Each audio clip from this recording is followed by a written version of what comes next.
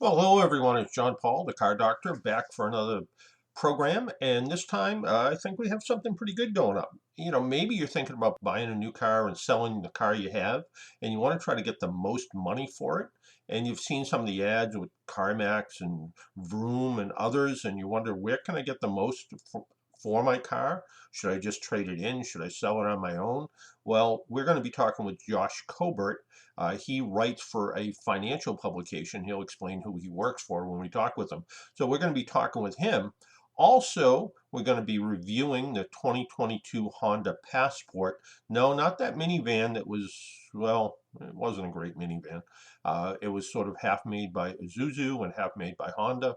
No, this is a SUV, is a 5-passenger SUV. Think Honda Pilot, only a little bit smaller.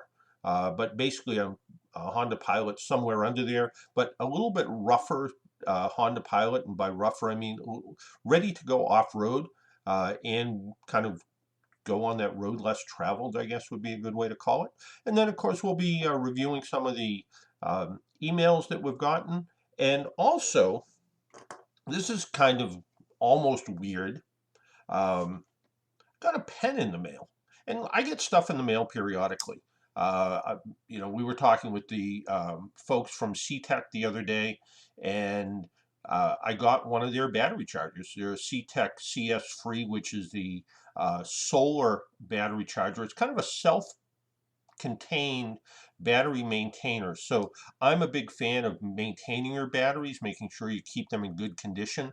They last longer that way. So the less they cycle from low to high, the better off they are, the longer they're going to last. So my cars that don't get driven, and I don't have a fleet of cars, but I have a car that doesn't get driven very much, and it stays on a battery tender, which is the brand that I've always used. CTEC is sort of what seems to be the next step above that. And in this case, they have one that's completely cordless. So if you're someplace where you don't have the ability to plug in a battery maintainer, this self-contained unit will do it at least for a limited period of time. So it can kind of bring the battery up to a full charge, and it'll keep it that way for a few days. So you charge it up periodically, you go back to wherever the car is, plug it in, and that maintains the battery, keeps it fully charged. Or in the case of this one, there's a solar panel, and it's a pretty substantial solar panel. It fits in almost like a little briefcase kind of thing. You unzip it and you can sit it next to the car. And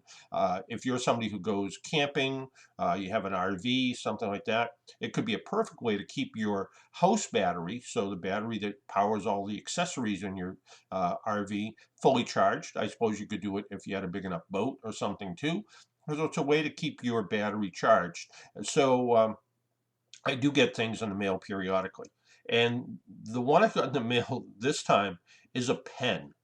And it's a pen from Fisher, and it's called the Space Pen. And if anybody was a Seinfeld fan, there was an episode of Seinfeld where there was a whole conversation about the space pen and how it writes upside down and writes in space and everything else. And one of the reasons, when I worked as a mechanic, I always had a silver cross pen. And people said to me, "Oh, that's a pretty good pen. Why do you keep that?" And I said, first off, a couple reasons. I'm not going to use it to do things like block a vacuum line, which some people do. And the first time they used a regular like Bic pen to block a vacuum line, it sucked all the ink out of it. Also, they don't leak, which is nice, so you don't have a blue stain in your pocket.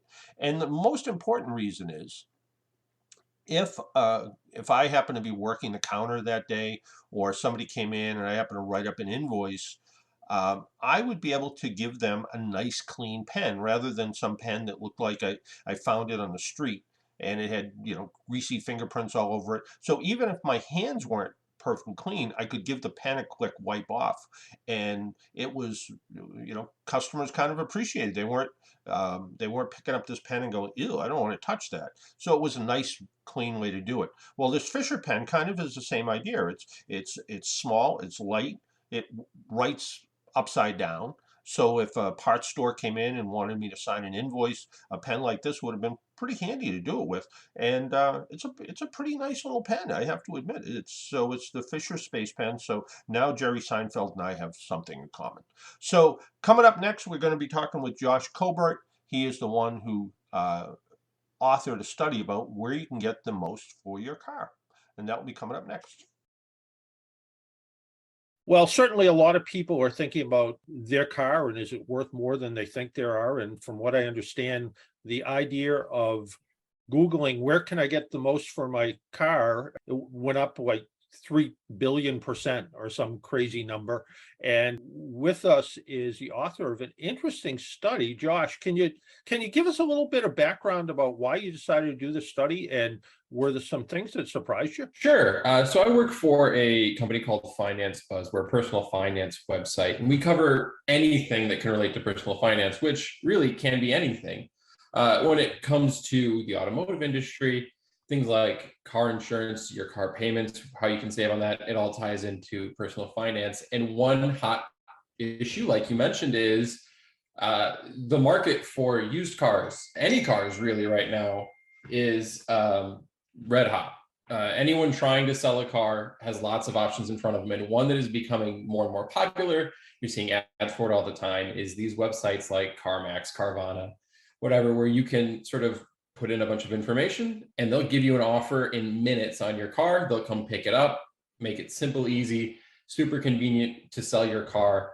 And knowing that and knowing how many sites there are out there like that now, we decided to take a look at three of the biggest ones, CarMax, Carvana, and Varoom, and just put in a bunch of cars in all three of them and see which one offers you the most, where people can get the best value or the best offer when they are trying to sell their car in a way that is really convenient for them.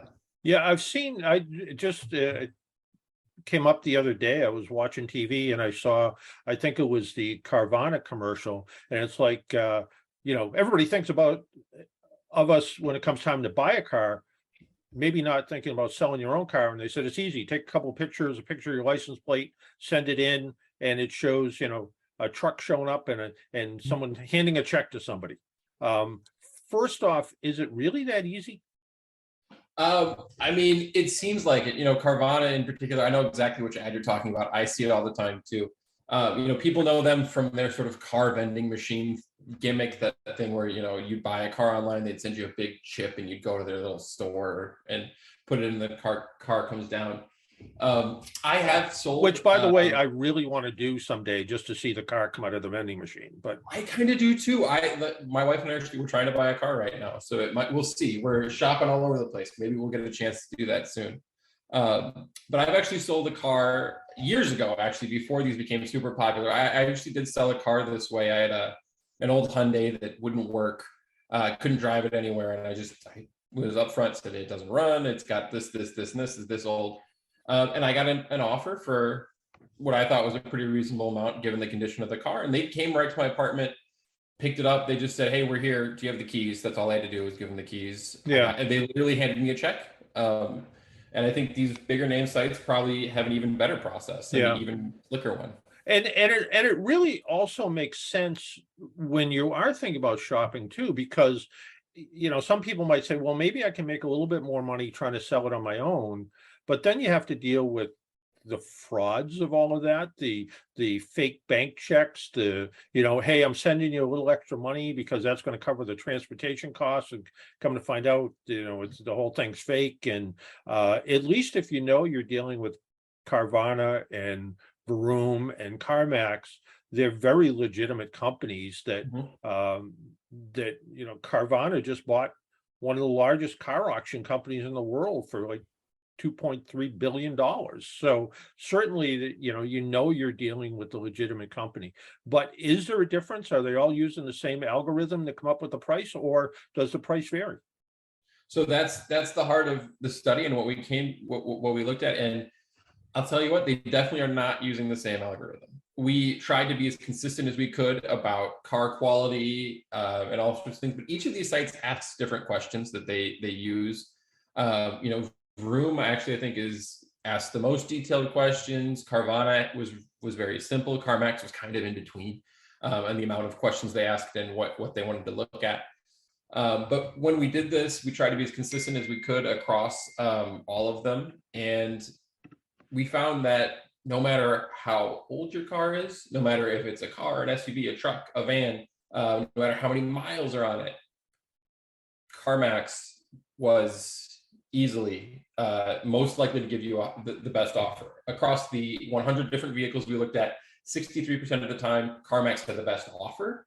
And CarMax's average offer across those 100 cars was over $1,000 higher than Carvana and $1,100 higher than Varoom.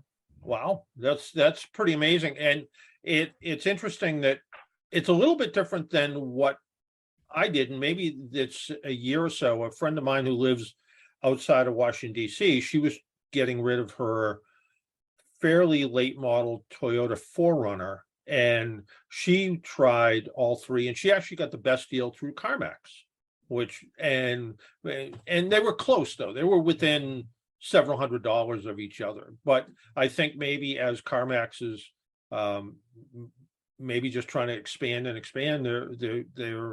able to pay a little bit more money. Did as you were kind of having to fill out this sort of, what's the car like thing, were there any questions that sort of surprised you? Like, do you have pets? Did you smoke in the car? Did you, have, information about maybe previous damage or repairs? Yeah. So you mentioned one that caught me off guard is, how I think two of the three, I believe, maybe all three asked about smoking, which is, I'm not a smoker. It's not a thing I've thought about, but I totally understand that it impacts how the car smells and, right, and things they've got to fix up. One, I can't remember which one, but one actually very interesting. If you indicated that there was any kind of interior damage, and specifically they asked if there was like cracking in the seats, if they're leather, it would ask you to give them a specific number. And I thought that was so strange, or just so interesting to think about having to go out to your car and just count, like, all right, there's 1, 2, 3, 4, 5, there's 6, all right, 6 little cracks. And I got to tell them that exact number. And I can't imagine how anything more than 1 or 2 should really change the value, because it feels like you're going to have to just redo the whole thing no matter what at that point. But they wanted that specific number. I thought that was something that kind of stuck with me as being a little odd. Did you learn anything about the ability to maybe spiff up your car a little bit to get more money for it? I mean, if I know you guys just kind of took 100 random car choices, I guess, and said, okay, this is what we're going to do. But did you get a feeling that if you kind of, threw away all the old French fries and, empty Coke cans, that you'd get more for the car than if you didn't do that? You can definitely, if you fudge the numbers or fudge the condition a little bit, I think you definitely can get a little bit more out of an offer. One thing that this is a process that took a long time in terms of finding, we had to find real VIN numbers that were available, right, and real data and all this stuff. But the process of putting it into each of these websites only takes a couple minutes. That's part of their appeal. It's the convenience. You can get an offer really, really quickly. But as a result of that, sometimes you might misclick something. And that actually led us to a little bit of findings that, the difference between, if you accidentally click that the car doesn't run great or is not it's in okay condition versus good condition, especially when it comes to the motor, had a huge impact on the results. Like, we'd put in a result for one website and it'd be like way different than the other two. And we'd go back and we'd realize, oh, we clicked the middle option instead of the left option. And that was like thousands of dollars of difference sometimes. So if you've got a car that runs okay, but you say it runs great, that might, change your offer. And that's something that it might take a while for a CarMax or a Carvana or a Varoom to figure out. Maybe you said that wrong, and who knows what they do, if they'd catch that in an inspection or never catch it, if they even care. Yeah. But I think that is the biggest way, if you really were to try to game the system a little bit, something like that's the way to go. Yeah. And it does seem interesting that, like you said, you can point out to certain things. And I think most people, probably not everyone, thinks their car is in way better shape than it really is. Yeah. I agree. I think that is the thing, is how good are you at assessing it on your own?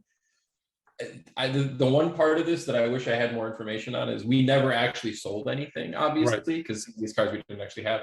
So I don't know the second part of this, which is, does CarMax, Carvana, do they send someone out? Do they inspect it against a checklist to make sure you were telling the truth or how accurate you are?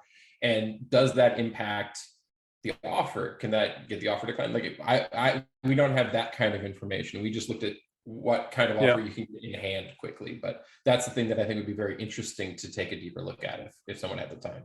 Now, you mentioned that, in some cases, the price was significantly different between the two. Did it seem to have any correlation in popularity of vehicles? Like, did you pick a Jeep versus a Camry versus a Buick kind of thing?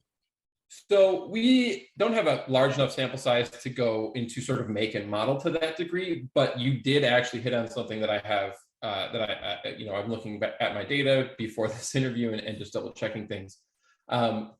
Specifically, SUVs obviously have become very popular in the last decade or two. Yeah. That's what everybody seems to want. That's what, like I said, my wife and I are trying to buy a car. We're trying to buy an SUV. So like I said, CarMax had the best offer for cars, trucks, SUVs, and vans. But when it comes to SUVs, they are even better than their competitors. The average offer from CarMax for SUVs in this survey was just shy, or this analysis was just shy of $18,000. It was only $16,400 at Carvana and $16,100 at Varoom. So over $1,500 difference at Carvana and almost $2,000 for Varoom. So when it comes to SUVs, CarMax really, really wants to get your SUV back in there. They want it in their hands. And does, as part of your sample size, did the region you live in play? Did you use different zip codes to see if that made any kind of difference? Did you use, Florida, Boston, Dallas, or anything like that? So we didn't explore it too closely. That was a component at early stages. We weren't noticing very big differences, actually. We weren't really catching anything. I was switching zip codes around and seeing if it did have any kind of an impact. I didn't notice anything, but again, we only looked at that very minimally in a small amount. So it could be still something out there that could give you a couple $100 here or a couple $100 there. But I have no definitive data, unfortunately. Sorry. And did it make a difference where the nearest, for want of a better word, store is? Like, if, I know, like, I think it's right outside of Orlando, there's the CarMax the Carvana vending machine. If you were doing something there and the proximity was closest versus Varoom, which I believe is 100% virtual, where CarMax is getting to be both, I guess, at this point. But did it make any difference that way if you were close to a CarMax dealership or close to a Carvana dealership? You're giving me great ideas for like a follow-up piece. Again, it's not a thing we totally looked at very closely, but I kind of, now that you've mentioned it, we didn't even really think about it. Now I kind of want to do it. I want to map out where all these are and take a look and see, I kind of want to do that. So that's an interesting idea, but unfortunately don't have any insights there either. Well, and this is the time where, you can not only trade in your own car, but you can go get that giant coin and put it in the vending machine, and you and your wife can really can watch your next Honda CRV come to the bottom of the machine. So should be a great time. Now, and if people want to find out more information about the study, read the study in its entirety, where do they go to do that? The website is financebuzz.com. If people want to read more or check out the full study, including some of our analysis and graphics with a lot of the information, percentages, offers, all kinds of stuff, it's on financebuzz.com. The title of the article is, "Does CarMax, Varoom, or Carvana pay the most for your used car?" So they should be able to find it that way pretty easily. It sounds like the ease of being able to do this, the ease of being able to just simply download the 3 apps in your phone, for instance, and just start clicking away, find the best deal. And again, doing it without sort of the headaches involved in trying to sell some things. I haven't sold a car in quite a while, but I recently moved, and there was some stuff I tried to sell, and between people not showing up and I want $500 for it, and you show up with $100 in your pocket, open and walk away with it. And, and I'm sure the same thing happens with this, where, here's legitimate companies, and you've done quite a service for people to be able to say, hey, look, this is what we found. And maybe it might not work perfectly for you. Maybe Carvana isn't going to be the best price, but on the other hand, search them out, see what they all are, and find out what's going to be the best price for your car when it's time for you to get rid of that car and sell it or trade it in, or have the cash in your pocket ready to go buy something new. Yeah, absolutely. These sites, the whole point of them is convenience, not having to go to a lot, to a dealership, to anywhere and haggle with figuring out a trade-in value. Sometimes you might lose a little bit here when you're buying and selling, but you're paying for the convenience. And for some people, that's more than worth it. And yeah, exactly. We might, like you said, sure, CarMax is best 63, 64% of the time, but that still leaves, 30 something percent where they're not. Right. So you can Right. still check around. But with this study, we feel like we're giving people a really good idea of where they should start and sort of, start here and then compare, see if anyone can stack up to that offer. And that's kind of what we wanted to do. Yeah, and you just brought up a really good point. Start here and compare, and then maybe if there is a local used car dealer, new car dealer in your area, and you can say, look, Carvana was going to give me $14,000 for my car. You're offering me 10. Well, either I can go trade it in with Carvana and come back with the $14,000 in cash in my pocket, or you can make your offer better.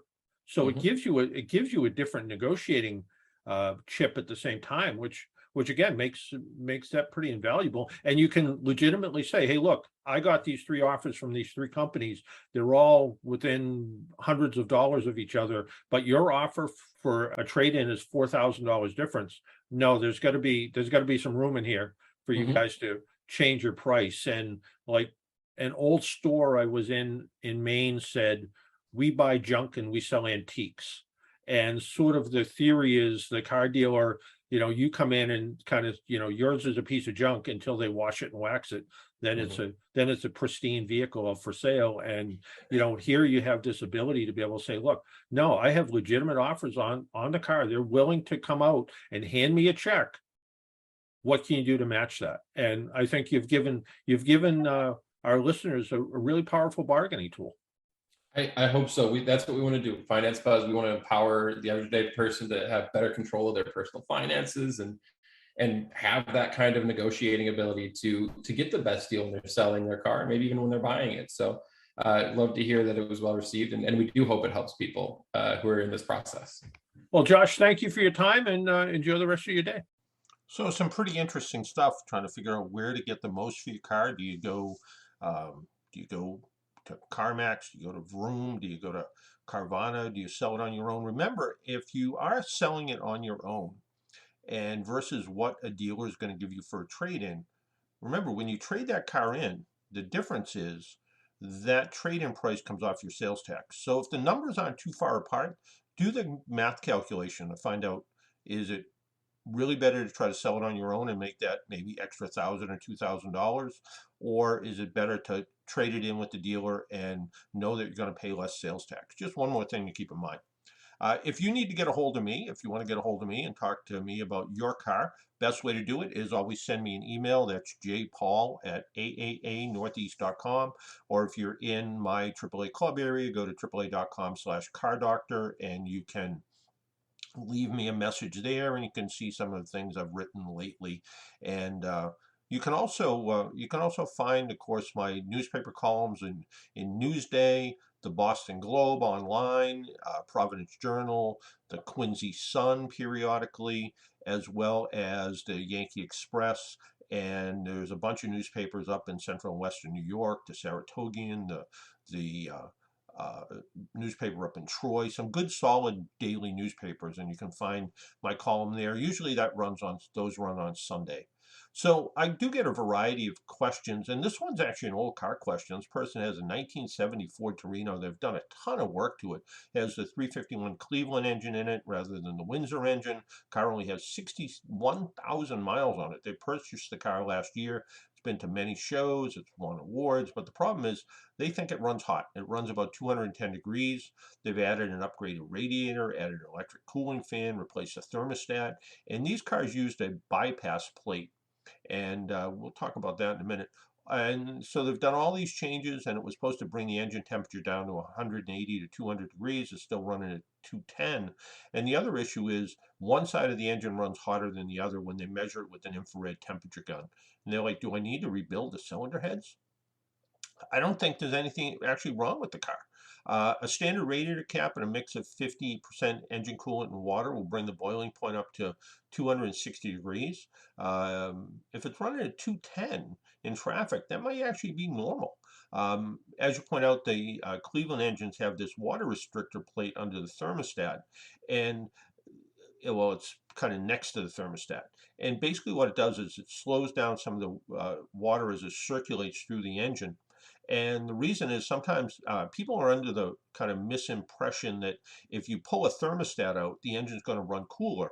Well, what happens is the coolant's going so fast, it doesn't have time to get the heat pulled away. And that's what the radiator does. The radiator doesn't actually cool the engine, it actually pulls the heat out of the hot water. And if it's circulating so fast, it won't have a chance to do that. And that's why there's little restrictor plates in there. But some of the aftermarket ones are not exactly like the factory ones, so you might want to look at that. Again, I think it might be perfectly normal. And the idea that one side of the engine is running a little bit hotter than the other, as long as it's not excessive, I don't think there's anything wrong with it. Remember, the water has to circulate from one side of the engine to the other. So there's always going to be one side that's a little bit cooler than the other side. So I'm not so sure there's really anything wrong with it. Here's a nice, simple question. Person with a 2015 Honda Civic, they change their antifreeze every 3 years. And they do notice in these last few hot days when it's hot, and the air conditioner's on, they notice a puddle of water underneath the car. And they're a little confused. They're like, is that normal? Is it something to do with the antifreeze? It's got nothing to do with the antifreeze. It has to do with what air conditioners do when they take the humidity out of the air. So basically what it is, it's water draining from the evaporator. There's a drain in the evaporator, and it's a normal operation of the air conditioner. In fact, if it wasn't doing that, if you didn't see a little puddle under the car on a hot day, I'd be concerned that the evaporator drain is clogged and it's not allowing that water to drain, which can turn into mold and mildew and slosh around, even to the point where I've seen it literally gallons of water drain out of some of these evaporator housings and into the ductwork, to the point where I remember a Toyota Corolla that came in to the AAA Diagnostic Center, and the person said, there's a sloshing noise I hear all the time. And um, sure enough, the water would actually come into the inside of the car. And we looked up and saw where the evaporator drain was. It was nice and out in the open, and put a little wire up there and pulled out some of the pine needles that were holding it in place, and literally gallons of water came out of it. So that can happen. So you want to make sure it's nice and clean, and that again will prevent mold and mildew building up. So something you want to take care of and make sure that you do that. And if you take care of your car, it's going to, I hate to sound corny about it, but it's going to take care of you. And it really does make sense to try to really keep your car in as good a shape as you can keep it. Well, I promised we would talk about the 2022 Honda Passport. And the Honda Passport is a two-row, five-passenger SUV. Think of the Passport as a shorter, more aggressive version of the very popular Honda Pilot. Passport's available in four trim levels: EXL with two-wheel drive, EXL with all-wheel drive, top of the line Elite. And the subject of our road test, the Trail Sport. For 2022, Passport's extended and expanded list of standard safety features also includes some real comfortable things too, like power adjustable front seats, heated front seats even, 8-inch display audio system with Apple CarPlay and Android Auto integration, wireless smartphone charging, but not wireless CarPlay, at least not in the for me at least. Our Trail Spot model Passport features standard all-wheel drive with a 10 millimeter increase in track width to improve stance and stability. I wonder how they did that. I wonder if it was just different wheels. The tires also have more aggressive tread and a more rugged look. Also, the Trail Sport looks a bit different than its siblings, with a unique grille treatment and more aggressive front and rear bumpers that include skid plate designs and prominently painted silver. The cabin features an orange contrast stitching with Trail Sport logos embroidered on the head restraints and molded into the heavy rubber all-weather floor mats. Trail Sport also features power folding side mirrors, I guess handy if you're on narrow trails, and a heated windshield wiper parking area to keep wipers from getting stuck in northeast winters. So If you're one of those wiper up people, you don't necessarily have to do it. And I've never seen a car manufacturer that recommends putting the wipers in the kind of service position, so up away from the windshield. So if you're one of those people, good for you, but I don't do it, and I don't think people should do it. The cabin of our Trail Sport was very nice with the majority of the controls well placed. The shifter is a push button arrangement. Um, which I'm not a huge fan of, but after a couple of days, it became second nature to use. The radio controls are lacking an easy to use station selector knob. There are plenty of storage bins at 12-volt power points for electrical accessories, as well as 120-volt power outlet. The other nit I had to pick, I guess, was although there is wireless charging in the case in my car, I couldn't get Apple CarPlay to work without plugging it in. The large infotainment display is bright and clear and doesn't wash out when the sunroof is open. Safety is addressed with what has become typical driver safety features such as forward collision warning, automatic braking, lane departure warning, lane mitigation. These are things we're starting to see in every vehicle these days. In fact, automatic emergency braking will be standard in vehicles built after the 2022 model year. The front seats are comfortable and supportive. Also, the rear seats are pretty comfortable for two adults and at least three for a short trip. It's a very comfortable vehicle. On the road, the Passport handles well. It has a slightly firm but comfortable ride. The 18-inch tires and wheels on the Trail Sport version, I think, really help improve the ride over maybe the 20-inch wheels that would come on a standard Pilot, for instance. The 280 horsepower V6 engine gives the Passport a surprisingly quick feel. Again, the same engine that's in the Pilot, and the 9-speed automatic transmission shifts smoothly and confidently. Always seems to land in the right gear. Fuel economy, not really a strong point. The EPA rates the Passport 19 city and 24 miles per gallon on the highway. I average just a smidge over 20 miles per gallon. Well, here's what I really think. The Honda Passport's a hidden gem in the midsize SUV category. If you don't need 3 rows of seats and you're looking for a vehicle that carry 4 adults, handle moderate off-road travel, and can carry lots of cargo and tow a boat, a camper, or a toy trailer, look at the Honda Passport. I think it tows up to about 5,000 pounds, so it does a really good job. Might even tow a little bit more than that, but certainly it has what it takes. And again, if you're somebody who's looking for just a little bit, and I said it in the beginning of the podcast, a little rougher kind of, and I don't mean rough around the edges, I mean a little bit more rugged version of a Honda Pilot, look at the Honda Passport. And again, you're getting that kind of legendary Honda uh, performance where they tend to just hold up really, really well. Well, that's it for now. We'll do another podcast probably coming up. Who knows? Maybe in as soon as a few days. And that's one of the things different than the radio show. The podcast, we can do it whenever we want, and we have a couple of interviews coming up. The all-new Ford Raptor with a high-performance 700 horsepower engine. We're going to be talking to the folks from Ford about that, and also there's now a police version of I believe it's the police version of the Bronco. So we'll have to hear a little bit more about that as coming up. I haven't talked to those folks yet, but that will be coming up. And also a little bit more in the future, we're going to be talking to Matt DiLorenzo.